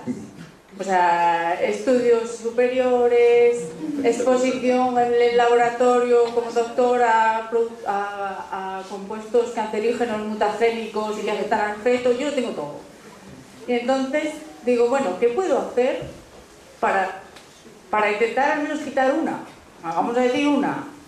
Y entonces me pongo y digo, va, pues voy a comer bio. Cojo el bio y resulta que me viene en bolsa de plástico, o me viene de Nueva Zelanda, o me viene de Colombia, o me viene de... Bueno, entonces digo, bueno, pues voy a priorizar lo local, porque bueno, está aquí lo local, pero me viene igual de bonito que lo bio, ¿eh? Bueno, pues productor local. Este señor que me echa el producto azul de los tomates, y yo los lavo bien. Bueno, yo vengo aquí, le escucho a usted, y ya me entra un insomnio que ya no duermo esta noche. Bueno, y digo, al final veo la última diapositiva y digo, mira, el optimismo está ahí. Esa. Y digo, ahí estoy. Bueno, creo que entre comer productos frescos, de proximidad, de temporada, de precio justo, bla, bla, yo lo veo todo ahí y digo, estaría precioso que yo pudiera coger y elegir este producto ideal en el momento justo. Pero sé que no es posible. Usted, porque a mí lo que me interesa más es decir, bueno, pues voy a hacer un poco para ver si expulso un poco. Bueno, ¿qué prioridad en esta lista debería yo dar? Es decir, ¿qué debo elegir? Si me cojo el producto local, ¿es más importante que cogerme el ecológico? Si cogerme el producto de temporada, ¿cuál sería sus prioridades, su lista de prioridades si solo puede elegir uno para hacerlo lo mejor posible? Porque al menos yo voy a intentar hacerlo pasito a pasito, ya que no lo puedo hacer todo junto. Te puedo decir lo que hago yo, no sé si va a servir. El único consejo es lo que hago yo, porque no sé qué es más importante, no lo sé. Yo desde que empecé a trabajar en esto, cada vez me he ido convenciendo más de que no solamente tenía que producir buenos artículos científicos, sino que tenía que ser consecuente con lo que yo hacía. Y entonces yo compro de proximidad, es decir, tengo agricultores de Granada que conozco, que me dan una caja toda la semana de lo que ellos tengan, se los pago directamente a ellos y he aprendido un montón porque no sabía que había productos que existían y llamaba, yo soy de pueblo, pero aunque soy de pueblo, llamaba a mi madre, mamá, mira esto que es así, esto cómo se hace. He aprendido recetas e incorporar cosas que no hubiera hecho nunca jamás, porque compraba al final el tomate, el pimiento y la cebolla, la naranja y la manzana. Sí, el nabo negro nadie sabe qué hacer. Y no sabía ni colores, pero bueno, ni el hinojo, ni la remolacha, ni las calabazas de todos los colores, es decir, no sabía hacer de nada porque es que ni los distinguía. Como ahora vienen, pues ya tengo que empezar a incorporar. Hago eso, creo que son frescos, son de proximidad, son de temporada, estoy pagando el precio que realmente merece el agricultor, trato de comer poco y cuando puedo compro ecológico. Eso es como lo hago. Cuando puedo quiero decir, porque como este hombre a veces mezcla, hay cosas que tienen ecológico y hay cosas que no tienen ecológico, pues un poco me baso en eso que hago. Ese es pero eso en cuanto a alimentación. Luego hay otras cosas, trato de no comer latas, de utilizar el mínimo plástico posible. He ido quitando de manera gradual los tuppers, los antiadherentes, utilizo porcelana, utilizo cristal, compro cuando voy al supermercado con bolsas de tela que lavo, tengo como 6 o 7 bolsitas de tela que lavo. He ido incorporando cosas, por ejemplo, ya los geles, ya no compro botes de gel, sino compro pastillas de jabón. He ido empezando a incorporar poquito a poco para reducir los residuos y para... No sé si es bueno o no es bueno, pero estoy convencida que si me analizaran la sangre cada vez voy a tener al menos menos residuos. Con lo cual supongo que serán menos papeletas del sorteo, espero. Que una cosa por animar a que en Cantabria tenemos suerte porque es muy fácil comprar, y vamos, creo que de aquí hay más gente que lo sabe que yo, es muy fácil comprar ecológico, fresco, de proximidad, de temporada y pagar el precio justo. Y de los que hay aquí hay grupos de consumo que te proveen de esos... Al final es enterarse y saber dónde acudir, porque muchas veces nos falta información y yo creo que desde que uno empieza a saber dónde ir... Yo creo que sí que es una falta de información, porque lo que hablamos de las cestas, yo en Francia esto es común, y del jabón sólido, todas estas cosas, yo he vivido en Francia mucho tiempo y todas esas cosas a mí me parecen evidentes ya ahora. Y a la vuelta a Cantabria intento un poco adaptarme un poco, y sí que es verdad que noto que me cuesta más. Y al costarme más, pues intento priorizar. Por ahí va mi pregunta. Mi pregunta es, bueno, relacionadas, son dos preguntas diferentes. Yo.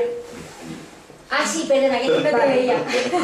Son dos preguntas diferentes. Una de ellas, si has tenido algunos estudios sobre los alimentos modificados genéticamente relacionados con el cáncer, y otro de ellos es también el uso de antitranspirantes relacionados directamente con el cáncer de mama. Y a ver si nos puedes responder algo. Gracias. De los transgénicos no hemos hecho nada. Nos preguntan mucho, pero no puedo dar una respuesta porque nosotros no hemos hecho nada de transgénicos. Y no tengo una opinión, ni buena ni mala, no te lo puedo dar. Pero de los desodorantes y cáncer de mama, he trabajado mucho con la mayor experta en ese tema, que es una inglesa, que hemos trabajado y estamos convencidos que una manera de incorporar compuestos químicos, sobre todo a la zona de la mama, es a través de cosmética en desodorantes. De hecho, la semana que viene voy a Barcelona a dar una conferencia en cáncer de mama y compuestos químicos, y están muy interesados porque cada vez se pueden comprar ya desodorantes basados en productos naturales y por eso voy. Una feria que se llama en Barcelona Como Te Como y están muy interesados en eso. Y ya hay desodorantes, ya hay posibilidad de comprar desodorantes sin estos compuestos hormonales. De hecho, yo tengo en casa y es de los que utilizo. Yo lo saco. Ah, vale, perfecto, sí, además me parece una idea genial. Me lo propusieron y voy a ir a dar la conferencia precisamente para promocionar a gente que está interesada en el tema y van a hacer un producto al respecto. Pues enhorabuena. Vale. Hola, gracias por la exposición, creo que está muy interesante.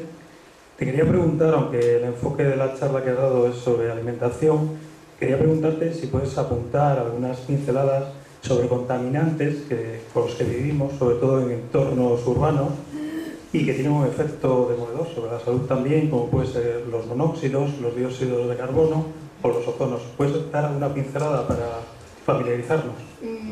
El problema de la contaminación atmosférica hemos hecho bastantes estudios y es realmente preocupante, sobre todo Granada es, no lo sé si lo sabéis, pero es la tercera ciudad más contaminada de España después de Madrid y de Barcelona. Fundamentalmente porque tenemos esa sierra tan maravillosa, Sierra Nevada, que hace como de muro e impide que haya movilización del aire, y el número de coches, el mobiliario urbano que se llama, o no sé cómo se llaman los coches, ha ido incrementando de manera espectacular en los últimos años, sobre todo en torno a la circunvalación. Ya hay muchos estudios que contabilizan el número de años perdidos que estamos viviendo en las sociedades actuales por la contaminación atmosférica, que se debe fundamentalmente al transporte y a las calefacciones, sobre todo al mal uso de las calefacciones. Viniendo hoy para aquí, en el tren he leído un artículo de que se están empezando a plantear si una de las cosas que está súper de moda es desplazarse en avión. Tú vas a cualquier aeropuerto y ya se ha popularizado, y en un momento yo estoy en Madrid, a media hora estoy en Berlín, y cuando no estoy en no sé dónde, y el número de transporte de todo tipo es increíble. Entonces se están empezando a pensar si una manera de reducir ese problema de contaminación es reducir desplazamientos, y esa es otra de las cosas que nos tenemos que concienciar. Yo aquí no he hablado de contaminación atmosférica, pero la contaminación atmosférica empezaríamos a controlarla en el momento en que empecemos a movernos. A Granada no vamos al Corte Inglés con el coche y subimos a la segunda planta porque no se puede subir el coche, si no lo subiríamos. Y es una ciudad pateable, es una ciudad que se recorre andando pues como máximo de punta a punta en 45 minutos. Y ahora andar 45 minutos es como no sé.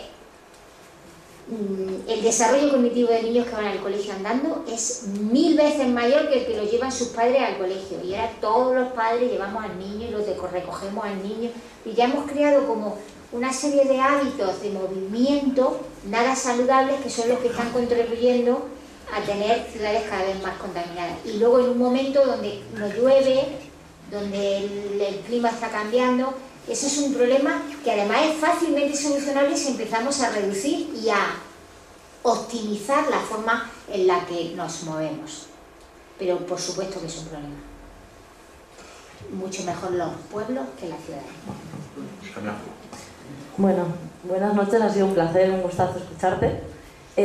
Yo quiero aprovechar porque desde Ecologistas en Acción, con un programa de educación ambiental, hemos estado trabajando mucho estos temas.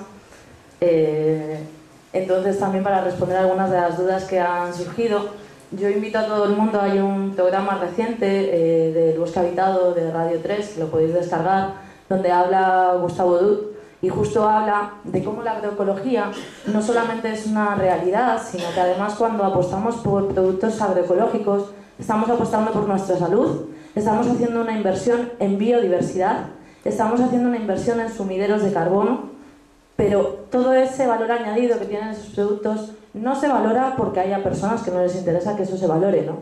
Yo ya hace muchos años me empecé a dar cuenta que por qué tenían que demostrar los que hacen las cosas bien que lo hacen bien, y no los que lo hacen mal, que dicen que es más rentable hacerlo mal, que sean ellos quienes tengan que pagar un sello.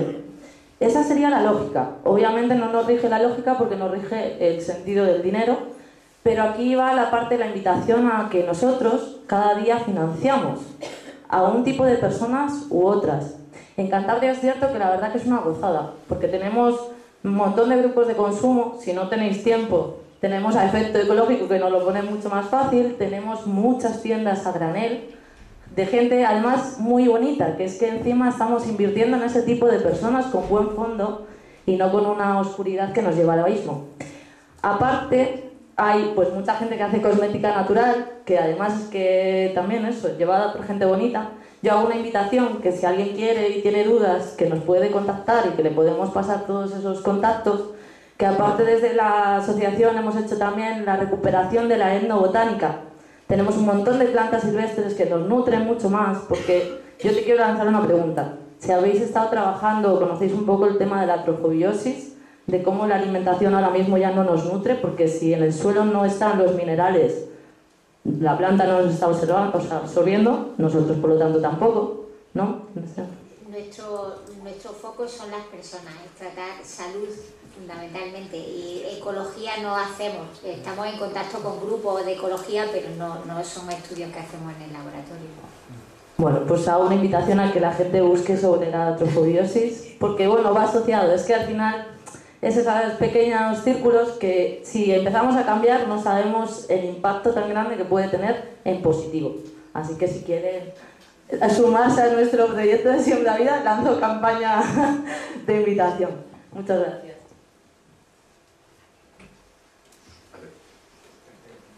Aquí adelante también, Toño.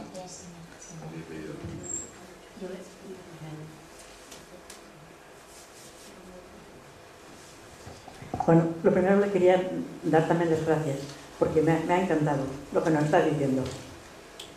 Y después le quería preguntar sobre el agua. ¿Qué pasa con el agua? Estamos muy confundidos. ¿Lo bebemos del grifo y nos intoxicamos o lo bebemos de las botellas también? Del grifo. Del grifo.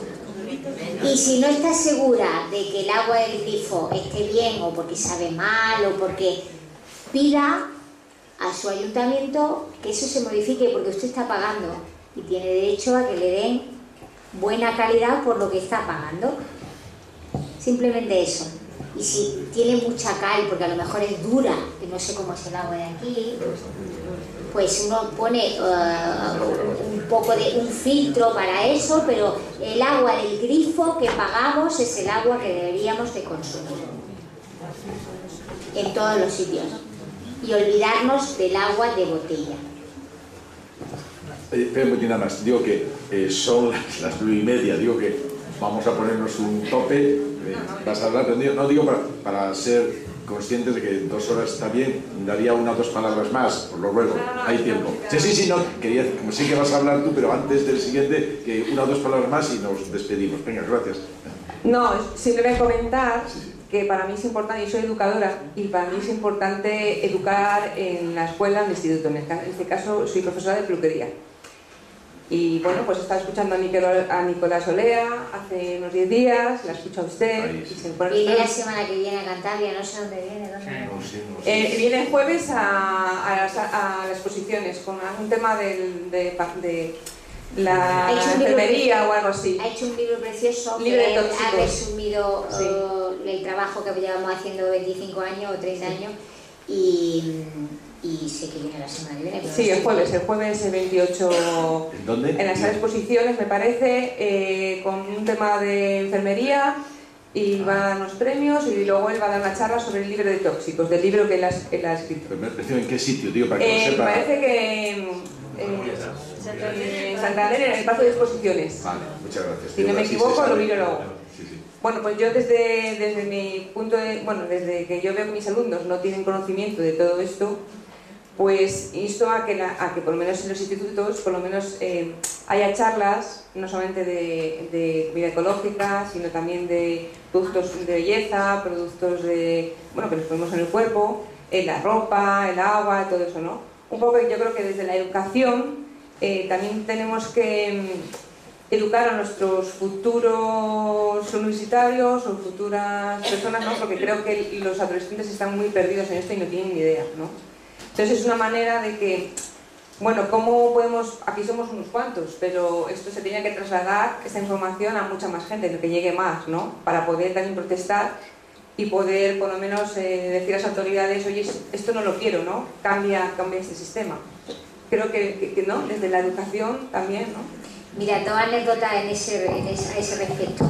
De vez en cuando nos llaman a los institutos, o a Nicolás o a mí, y vamos a dar charlas, pero este año pasó una cosa preciosa, y es que nos llamó un chaval, concretamente llamó a Nicolás un chaval de tercero de la ESO, que estaban haciendo un trabajo y que habían visto en YouTube algunas de sus charlas y no sé cuánto, y que ellos querían hacer un trabajo sobre el tema. Y han hecho un trabajo sobre disruptores endocrinos que han expuesto en su instituto súper bonito. Es decir, que yo animo aquí, si sois profesores, a que organizáis o talleres o propuestas, que ahora mismo esta información está en todos sitios, ellos pueden interesarse, pueden buscar, y es una manera de trabajar y que se impliquen y empiecen a conocer estas investigaciones que se hacen y estos resultados que se están produciendo en España y además de muy buena calidad y desde hace muchísimo tiempo. Bueno, pues ya la llamaré para que vea mi instituto. Encantada. ¿Alguna pregunta o comentario más? No, yo me doy por satisfecho de que esa palabra tan rara, disruptores endocrinos, sean cada vez más conocidas, de verdad. Las investigaciones están haciendo, cubren un amplio espectro, no solo la alimentación. Hoy hemos querido que hablara sobre alimentación, pero hay muchos otros aspectos de la vida diaria en los cuales estamos ingresando en nuestro organismo diferentes tipos de disruptores endocrinos o alteradores hormonales. Muchas gracias, Marieta.